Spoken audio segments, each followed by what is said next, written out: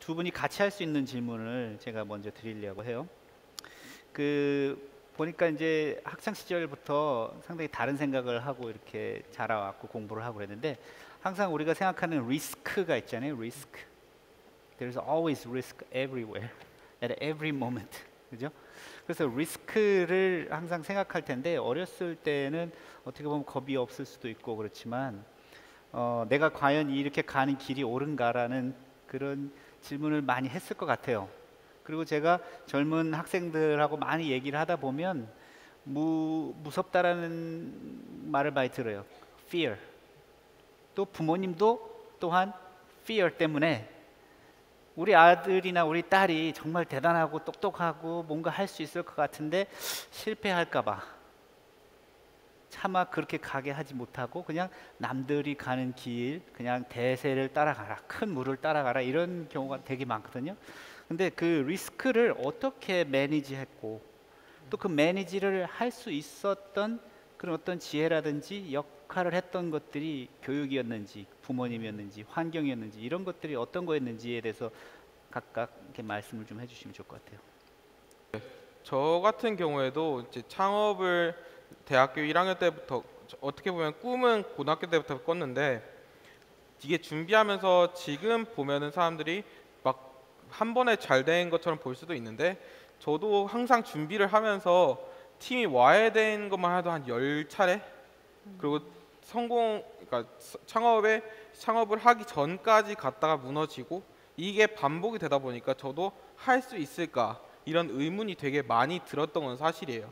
근데 저는 항상 처음에 대학교 들어왔을 때 고통스러웠다는 이유가 그것 때문인 것 같아요. 제가 대학교를 목표로 하고 있었지 않았나. 대학교를 넘어서 그 이후의 목표를 세워보자 라는 게 그 다음 모토가 되었거든요. 그래서 내가 창업을 해서 그 다음에 어떤 식으로 세상을 변화시키고 어떤 식으로 사회에 영향을 끼칠 것인가를 생각을 하고 나서 그 도전을 다시 하다 보니까 좀 더 두려움이나 이런 부분에 대해서는 좀 줄어든 것 같고, 좀 더 길게 본 부분도 있고요. 또 어떻게 보면 부모님이 저는 어떤 대세를 알려주시면서도 그것만은 하라고는 하진 않으셨어요. 그러니까 이런 길도 있는데 나는 네가 어떤 것을 하든지 서포트를 하겠다라는 식의 주장을 많이 해주셨거든요. 그래서 저는 제가 하고 싶은 거 다 하고 다녔습니다. 그래서 하고 싶은 게, 근데 만약에 돈이 필요하면 제가 돈을 벌어서 추가적으로 한 것도 있죠.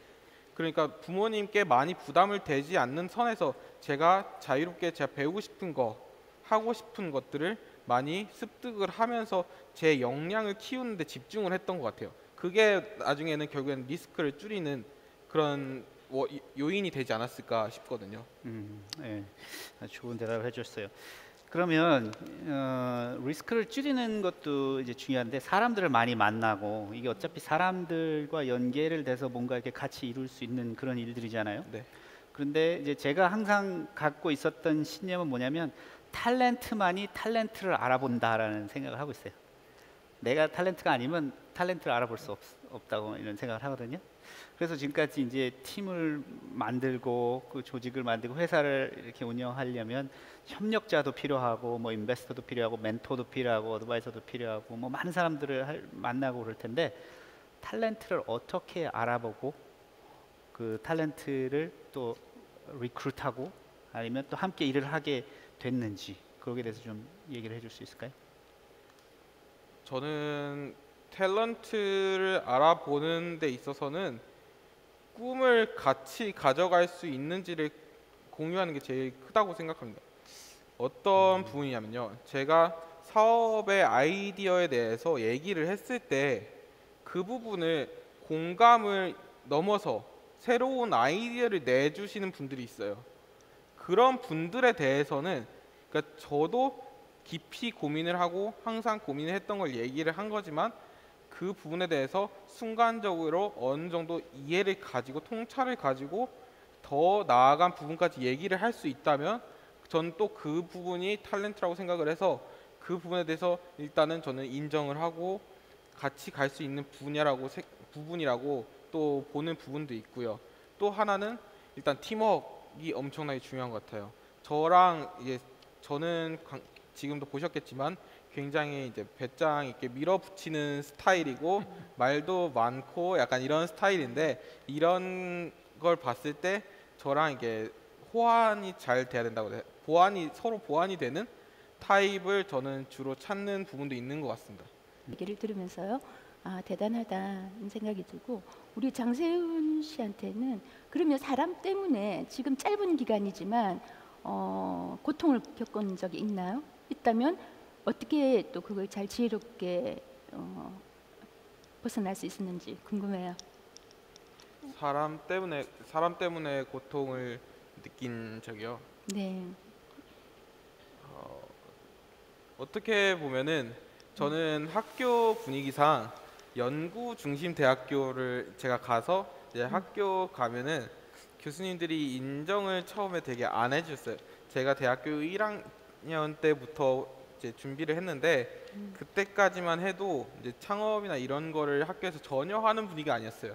지금도 보면은 그렇게 많은 학생들이 하지는 않고 있는데, 그래서 제가 이제 영재기업인교육원에서 호주를 가는 연수 프로그램이 학기 중에 되거나 아니면 이제 컨퍼런스를 가야 된다거나 비즈니스 때문에 가야 된다고 이제 교수님들께 메일을 보내면은 뭐 진짜로 F를 주신 적도 있고요. 그리고 뭐 학기 중에 다녀오는데 딱 메일로 주신 게 아직도 저는 그 일부러 보관함에 넣어놨어요. 세윤, 정말 중요한 게 뭔지 깨닫고 공부를 하거라. 교수님께 그때 당시에는 교수님 다녀와서 정말 열심히 하겠습니다 라고 했지만 속으로는 교수님 제가 정말 하고 싶은 공부를 하러 갑니다 라는 마음속에 마음을 가지고 있었거든요. 근데 그게 지금도 보면은 그게 되게 힘이 많이 되는 게, 그 교수님이 저번 학기에 저를 한번 부르셨어요. 왜 부르셨냐면, 이번에 연구하신 걸로 창업을 해보려고 하시는데 네가 한다는데 어떻게 생각하니? 내가 어떻게 했으면 좋겠니? 하고 여쭤보시는 거예요. 그러니까 똑같은 메일을 보내셨던 분이에요. 방금 메일을 말씀드린 거를. 그래서 저는 더 즐거운 마음으로 알려드리고 이 아이디어를 공유를 했었어요. 왜냐하면 이 분이 생각이 많이 바뀌고 저한테 이제 다가오셨잖아요. 얼마나 큰 용기예요. 어떻게 보면 교수님 입장에서는. 그러니까 저는 그게 너무 기뻤던 경험이었어요. 그 전까지는 너무 힘들고, 얼마 전까지만 해도 그러니까 제가 작년에 이제 컨퍼런스에 홍콩에 이제 전시회 같은 데 출품하려고 가는데, 그래 장사하는 애도 있어야지 이런 교수님도 있었어요. 근데 이제는 교수님들이 많이 인정을 해주시려고 노력을 하시고 그런 경험들도 하다 보니까 더 신이 나서 하게 되는 것 같아요. 자, 그러면은 늘 이 사회자의 문제가 시간에 쫓긴다는 겁니다. 지금 주최 측에서 10분 내로 끝내랍니다. 주어진 질문 중에서 제가 3개를 골랐습니다. 첫 번째 질문은 제일 많은 표를 얻었는데, 누구한테 질문하는 거냐? 두 분이 아니고 폴킴한테 질문이 들어왔습니다. 이 4표씩이나 돼요. 한국의 교육 시스템의 문제라는데, 우리 학생들의 문제를 해결하기 위해서 취해야 될 행동은 어떤 것이 있는가? 제가 어저께도 잠깐 말씀을 나눠드렸는데, 질문이 없는 게 제일 문제라는 말씀을 지적을 했어요. 질문이 없으면 사실 배움도 없고 변화도 없고 혁신도 없다. 그런 결론을 제가 많이 말씀을 드리고요. 제가 그 책에 나온 그 티칭이 아니라 코칭이라는 책에서도 질문하는 아이를 성장시켜서 그 많은 질문 속에서 자기를 성찰하고 또 그런 좋은 시간을 가질 때, 성찰의 시간을 가질 때 학생들이 내가 과연 이 길이 맞는가, 이 길만이 유일한 길인가, 많은 질문을 하게 되거든요. 그럴 때 이제 부모님들도 그런 질문을 그런 질문이나 해 가서 공부나 하지 이렇게 해버리면 그 아이가 갈 수 있는 길이 정말로 없어요. 근데 지금 학교 교육은 너무나도 수동적이고 암기식인 그런 커리큘럼으로 되어 있어 가지고 질문할 기회가 없는 거죠, 학생들이. 그래서 저는 만약에 이런 교육 그 관련자분들하고 이런 뭔가를 같이 하게 된다면 질문을 많이 할 수 있는 그런 클래스룸을 그걸 만드는 거를 먼저 주장하겠고요. 그다음에 회사에서도 사실 어떤 다른 것보다도 정말로 중요한 건 문화예요. 문화, 컬처. 질문할 수 있는 컬처. 학교에서도 질문할 수 있는 컬처. 제가 어렸을 때 여기서 초, 중고를 나오면서 손 들고 질문했다가 맞은 적이 되게 많아요. 질문을 안 하게 되잖아요. 그런데 회사에서도 제가 이렇게 강의를 하다 보면 사람들이 그래요. 저는 질문을 하고 싶지만 제 이름은 거기서 빼주세요. 왜냐하면 누가 질문했는지를 알리고 싶지 않다는 거죠. 근데 제가 이 똑같은 실험을 초등학교 1학년하고 같이 해봤어요. 질문을 마음대로 하게. 초등학교 1학년은 질문할 때 자기 이름 넣는 거에 대해서 당당하게 생각해요. 나는 이런 질문을 하고 싶고 이런 질문에 대해서 선생님으로부터 대답을 듣고 싶다 하는데, 회사에서 이 기업에서 이런 강의를 하면 제 이름은 빼달라고 한답니다. 그만큼 fear가 두려움이 많은 거죠. 질문할 수 있는 컬처가 있습니까? 이 회사에는 지금 질문을 자, 그걸 만들어 보자는 거죠. 우리는 질문하면은 진도 나가야 된다 그러죠. 네. 바로 이 문제 때문에 우리 장세윤 CTO가 나온 영재 기업인 프로그램은 학교를 다니면서 중고등학교를 다니면서 1년에 250시간을 별도로 교육을 합니다. 그 교육의 핵심은 질문하는 교육이에요. 그리고 기존의 지식 교육은 온라인 무크로 대체를 하고 있습니다. 그래서 그러한 교육을 협력하는 괴짜 교육이라고 저희들이 명명을 하고 있죠. 여러분들 인터넷에 치면은 제가 쓴 협력하는 괴짜라는 책이 나올 겁니다. 잘 안 팔렸으니까. 자, 우리 그 장세윤 씨한테는 이런 질문이 많네요. 아이디어는 있는데 기술이 없답니다. 아이디어는 있는데 아시겠죠? 네. 아이디어는 있는데 기술이 없는데 어떻게 창업할 수 있을까? 아이디어는 있는데 기술이 없는 거 저도 경험을 많이 해봤습니다. 이번에 모바일 닥터에서 이제 채용계 만들면서 저도 경험을 해봤거든요. 이게 근데 자기가 어떤 역할을 하냐에 따라서 되게 다른 것 같아요. 개발자라는 역할이 있고 디벨로퍼가 있고 플래너가 있는데 매니저이자 플래너가 있는데, 진짜 기획자는 그런 기술을 있는 사람을 끌어들여서 흡수를 해서 그런 능력을 활용할 수 있으면 진짜 기획이라고 생각을 합니다. 저는. 그러니까 기획을 하고 경영을 하는 데 있어서 많은 사람들이 아이디어는 있는데 기술이 없어요 이렇게 얘기하거든요. 근데 저도 채용계를 만들 때 모든 걸 알지는 못하고 기본적인 원리에 대해서만 알고 있었는데, 저도 많이 배우면서 저도 공부를 물론 했지만 그런 기술을 있는 친구들을 데리고 와서 어느 정도 이제 개발을 하고 개발자의 능력을 최대한 끌어올리는데 저는 집중을 하고, 기획자로서 그런 능력을 개발하는 데다가 제가 도와주고 저는 제 역할을 다 했던 경험이 있거든요. 그래서 여기 저는 영재기업인 하면서 친구들이 가장 많이 물어봤던 것 중 하나이기도 해요. 그 기획을 하고 싶은데 나는 기술력이 없어서 기술부터 배우고 와야겠다. 근데 그 기술이 지금 아이디어가 시간이 지나면은 늦을 수도 있거든요. 그래서 일단 주변을 둘러보세요. 기술을 가진 친구들 되게 많아요. 그리고 내가 충분히 그 친구들하고 협력할 능력이 됐다고 생각을 하면 자기의 것을 나눠주면서 같이 그걸 끌어올려 보세요 한번. 그러면은 또 새로운 더 좋은 아이디어가 될 수도 있잖아요. 하나가 아니고 둘이니까. 그러니까 한번 도전해 보시는 걸 저는 추천합니다. 그러니까 괴짜들은 협력을 해야 됩니다.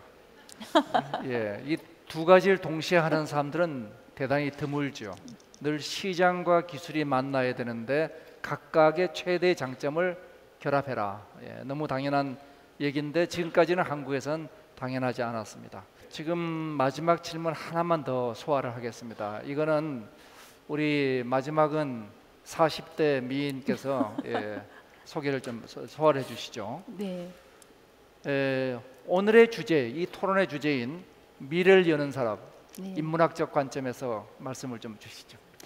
미래를 여는 사람이라고 해서 특별히 뭐 AI가 발달됐다고 해서 기본적인 사람이 필요한 것들은 달라지지 않는다고 생각합니다.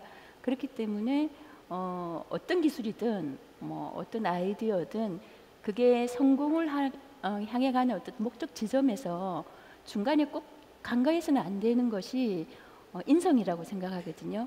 근데 그 인성이 베이스가 돼야지만 결국은 모든 그런 기술이나 어떤 아이디어나 이런 것들이 사람에게 이롭고 또 자연에게 이로운 어떤 걸로 점철되지 않을까 생각을 하고요. 그렇기 때문에 그럼 인성이라는 게 우리가 굉장히 많은 얘기들을 하지만 말로서의 인성이 아니라 실질적으로 어떻게 좀 도움을 줄 수 있을까를 본다면 지금도 빠르진 않지만 그렇지만 또 늦지도 않기 때문에 문학이나 사학이나 철학이나 예술, 뭐 심리학 이런 그 이문학적인 어떤 이제 컨텐츠를 가지고 천천히 같이 공부하다 보면 중요한 결정을 할 때 자기한테 타협하지 않고 자기 자존감을 이제 지키는 돈을 많이 벌기 위해서 영혼을 판다 이런 말도 있잖아요. 그런 일을 하지 않는 선택을 하지 않을까 생각하기 때문에 저는 또 한 6년 정도로 그 일을 해오면서 실제로 경험을 했고 어떤 결과로도 지금 보여지기 때문에 그 6년의 경험을 녹여서 지금 한국뉴욕주립대학에서 인문학이 자기 경영에 미치는 영향에 관한 사례 연구라는 과목으로 제가 개공 교수 자격으로 이제 공부를 하고 있는데요. 결국은 어른들이 일단 모범을 먼저 보여야 될 것 같고요. 어른들이 그러니까 일상에서 학교에서 모범을 보여야 되고 그 다음에 두 번째로 할 수 있는 거는 그런 이제 인문학에 관련된 어떤 서적들, 독서 아니면 토론 이런 것들을 통해서 조금씩 사실 인문학은 이렇게 짠하고 뭔가 결과가 나와지진 않아요. 그렇지만 우리가 콩나물을 매일매일 물을 주면 어느새 자라 있잖아요. 그렇듯이 저 역시도 굉장히 열악한 환경에서 자랐고 여상을 나와서 지금 어떤 대학교에 강의를 가고 이렇게 된 이유를 생각해 보면 그 고등학교 때 아르바이트를 하면서 만원 버스를 타고 다녔어요. 그 버스를 타고 제가 지금 키가 150인데 그때 138쯤 되더라고요. 그 작은 아이가 무거운 가방을 들고 그 버스를 타고도 책을 읽었어요. 그 복잡한 데서.